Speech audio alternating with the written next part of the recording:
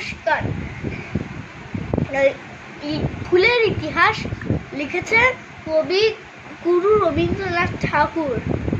বসন্ত প্রভাতে এক মালতীর ফুল, প্রথম মেরিল আঁকি তার, প্রথম হেরিল চারিধার।